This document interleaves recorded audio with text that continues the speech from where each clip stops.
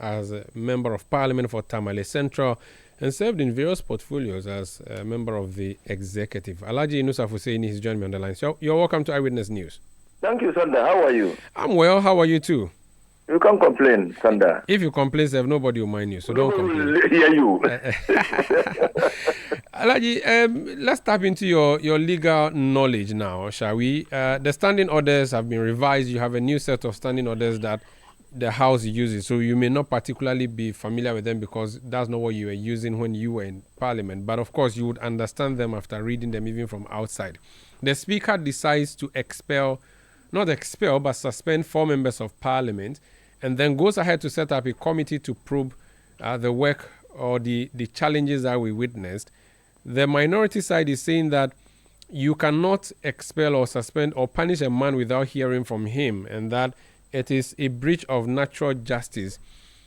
Can the Speaker act in the manner he acted? Under what circumstances can he do so if he has a power to do so? And what do you make generally of the chaos and the action that was taken by the Speaker? So I'll take it from the bottom. But let me hasten to say that I was privileged to work with my colleagues on the new standing orders. The first draft of the new standing orders was produced in July 2020, and I was in Parliament. In fact, I'll have a fair idea of the provisions contained in the new standing orders. In fact, we had even finished the standing orders, but for the limitation of time. And so we had to defer the passage of the order to a new standing orders to a new Parliament in 2021. And so that's it. That's fair. That's fair. So it means you know what we are talking about. So please, I know what you're talking about. So dig in. So I take it from the bottom. What happened on the 30th January at the Appointments Committee sitting is condemnable. We ought to deprecate it. It's an embarrassment, a deeply embarrassing situation. It's unparliamentary, and it's not in sync with democratic practice. I mean, rational human beings don't abandon the use of the law and procedure in reaching informed decisions, but resort to emotions and physical discharges in order to solve their problems. This is not what we voted the members of Parliament to go to Parliament to do. We voted them to go to Parliament to debate matters and ensure that the consensus that we have all built in arriving at decisions is followed. And so I don't think that anyone, even the minority, have written a memo to the Speaker, and in that memo, you condemn vehemently what happened at the sitting. So I don't think that anyone will say that what happened at the sitting or something that can be tolerated. No, we can't tolerate it. Not that the Speaker have the power to do that. The standing orders are provided for situations like this. Yes, one can say that the adequacy of the regulations, that is the standing orders, is lamentably unclear. But the fact is that there is a modicum procedure in the standing orders that regulates situations like this. Generally, where a member misconducts himself either at the plenary or in a committee sitting, that member's conduct will be interpreted to be a breach of privilege. Mind you, it's a privilege to serve as a member of Parliament. And so you need to exhibit the highest standards of conduct in your behavior. To behave in a way that is inconsistent with your status as a member of Parliament is a breach of a privilege. Now, there is peer review mechanism in the standing orders where a member's conduct is in contempt of Parliament, is in breach of the standing orders, is an abuse of office. The rules say that member's conduct has to be referred to the Privileges Committee, Privileges and Immunities. That's the full name of the committee for deliberations end decisions and recommendations to the plenary. Now, that is a peer review. So it means that it is only members of parliament who can peer review the conduct of their fellow members of parliament. Equally, if a committee is sitting as a committee of parliament, the chairman has the power to peer review the conduct of his colleagues, members of parliament, to make sure that they don't act in a disorderly manner. So whereas in the committee sitting, and you can see it in the new standing orders on 35, whereas in the committee sitting, the chairman of the committee has the power to discipline a member by removing the member from the committee sitting for disorderly conduct for the day, the end of the session, for the day's session. He has no power to suspend a member. He has no power. The chairman has no power to suspend a member. Now, when you go to order 129, the speaker is given power. 1, to warn, 2, to caution, and 3, to discipline in order 129. That is, if a member of parliament or a minister or a deputy minister is engaged in disorderly conduct and has refused, neglected, or failed to abide or heed the exhortations of the speaker has power to suspend that member for 4 days.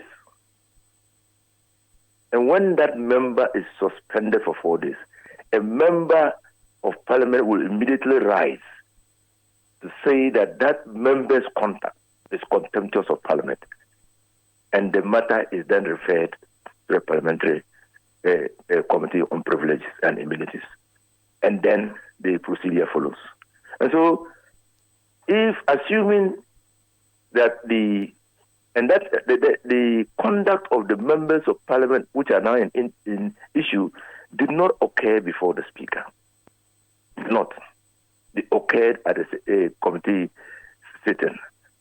The speaker did not receive a report from the chairman of the committee. The speaker probably saw what was happening at the same time that you, Umuru Sanda, me, Inusah Fuseini, and many other Ghanaians saw it on TV. And so one would have thought that the speaker would have waited for the committee appointments committee to submit a report of the disorderly conduct that was exhibited at the appointments committee's meeting for necessary action to follow. Now, the third thing that one sees immediately is that because of the egregious conduct exhibited, this egregious disorderly conduct exhibited at the committee meeting, everybody was shocked, and probably shocked to the marrow. And so you could see the anger, the annoyance in Bakpen jumping at you when he was reading his statement or his ruling. And probably that moved him to imposing this sentence or these sanctions on the members of parliament. Now, it strikes knowledge that in a democracy, a decision of a person or an institution or authority can only be justified if that decision is made or taken consistent with the procedure for taking that decision. So, if that decision doesn't follow the procedure for arriving at that decision cannot stand. You can't justify it. And that's the key to democracy. So, if a member's disorderly conduct is a matter for the privileges committee, it is my humble view that the speaker cannot constitute himself into the committee on privileges and immunities to deal with that matter. No.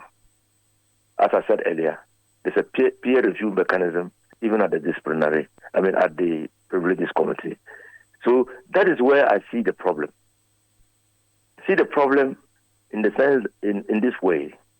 The Speaker was moved to restore the dignity, sanctity, respect of Parliament, to condemn vehemently the actions of the members of Parliament at the committee sitting. And in doing so, he overreached his authority. Overreached his authority to the extent that the number of days imposed as sanctioned, or the number of days imposed in the sanction were more than 4, or there are other aspects of his sanctions that led to him overreaching his powers. No, the 4 days. For this one, the 4 days. But there is a bigger jurisprudential question that you have to deal with. Okay, so but just to understand, so on the surface of the law, which is the standing orders that you deal with in the House, you believe that 1, the Speaker has the right to sanction MPs. 2, what he has done to the extent that he did it to sanction them for misconduct is correct. Your only difficulty is that the sanctions were more than 4 days suspension. Under Order 129. What then that means is that you believe the Speaker erred in part, or you believe the Speaker erred in totality? I believe he erred in part. The power of the Speaker to sanction has all along been recognized by the standing orders. If a member is engaged in disorderly conduct at plenary, the Speaker refuses or fails to bring that member's conduct down, or fails to get the conduct to the member of Parliament to act reasonably and responsibly. The Speaker can ask the Marshal to take that member out of Parliament. Which is actually what I was going to come to. In that particular instance that you cited now, the rule of odi alteram partem does not apply. The other party is not heard. They are just told that leave the chamber, and if they don't, the Marshal will walk them out. How does that juxtapose with what we have seen, where the Speaker sent them without hearing from them?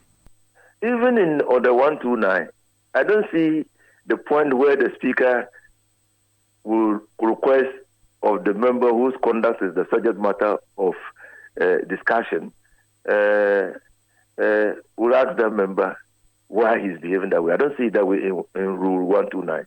So I'm not debating the abuse of the rules of natural justice, or the alleged abuse of the rules of natural justice by the Speaker. I'm not addressing it yet.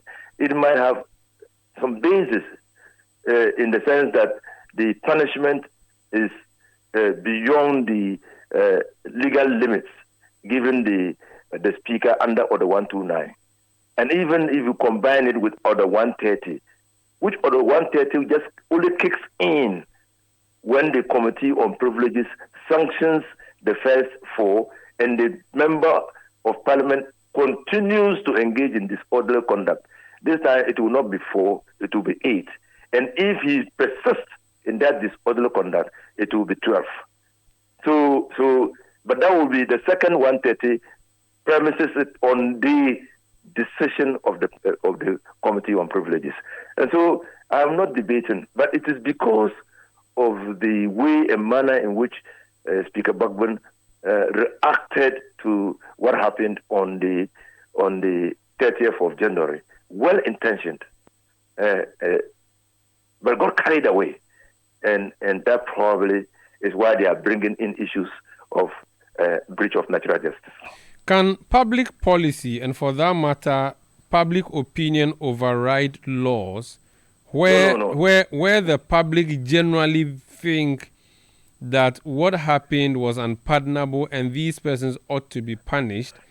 Now, can the Speaker go under that and say the House was, or the image of the House had been put under disrepute, and it was my duty to protect the House, and that is what I did by punishing them, albeit a hefty sanction?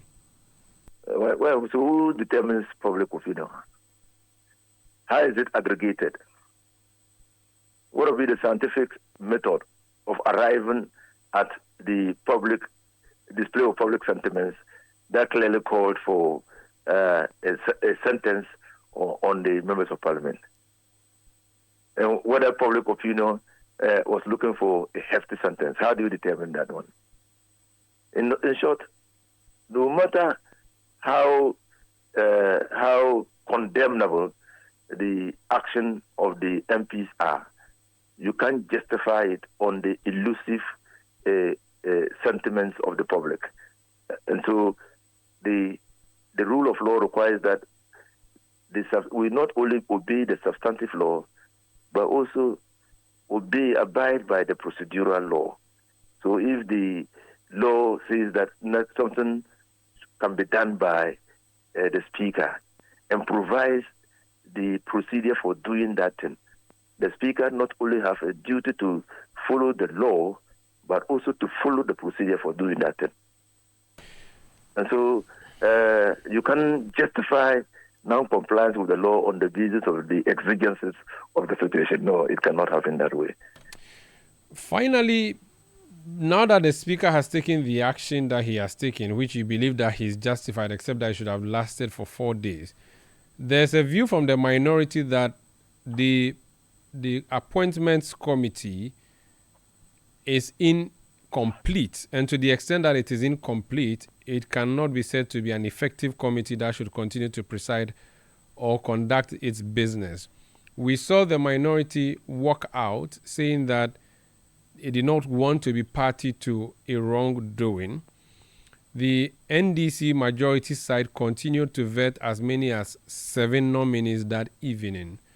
I don't know if you watched the vetting and what you make of it, even though we do know that there are times where one group will boycott and the vetting will still continue to be carried.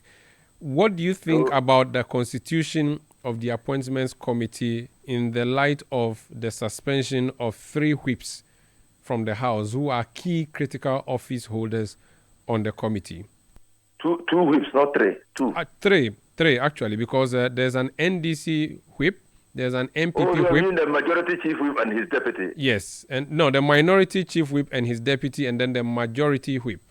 Whip, yes. So 3 whips, yes. 3 whips, okay. So now, first of all, let me take everything together. The first thing is that Afonyo Markin's language is too belligerent to condition rational behavior and thinking among his members. I would advise that he adopts a less belligerent tone. The psychology of emotions is that when your leader is so belligerent, he works his members up. And probably that worked the members up. You saw before the distraction what happened to the clerk of the committee. You saw what happened.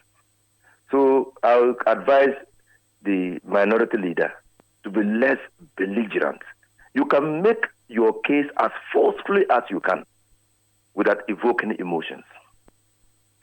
2, the Speaker Bagban's decision raises another legal issue, or procedural issue, which probably will be looked at in future. You recall I told you that the matter never happened in the plenary. And Speaker Bagban cited contempt on the face, or parliamentary contempt in the face of Parliament. But this thing happened at a committee meeting.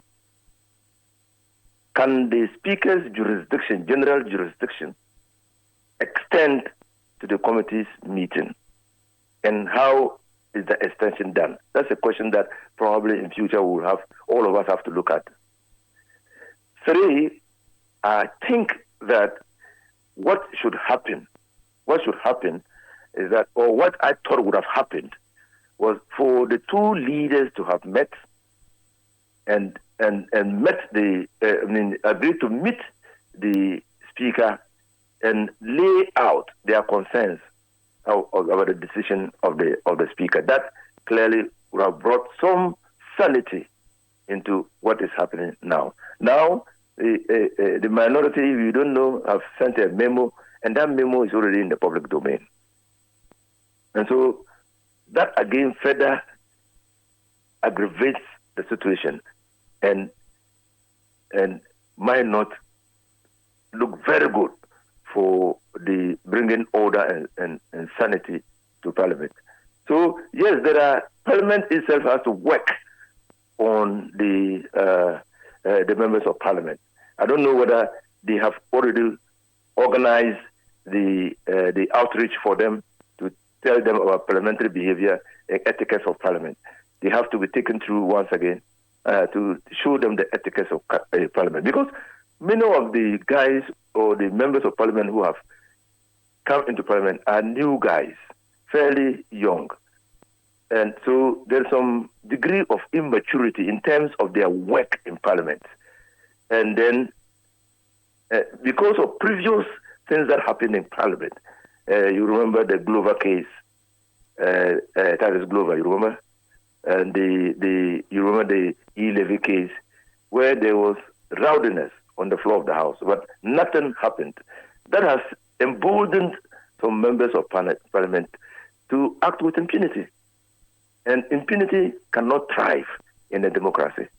And so we need, as a people, to take members of Parliament through the process of inculcating in them the etiquette of Parliament, so that, we can expect rational, reasonable, responsible behavior from them.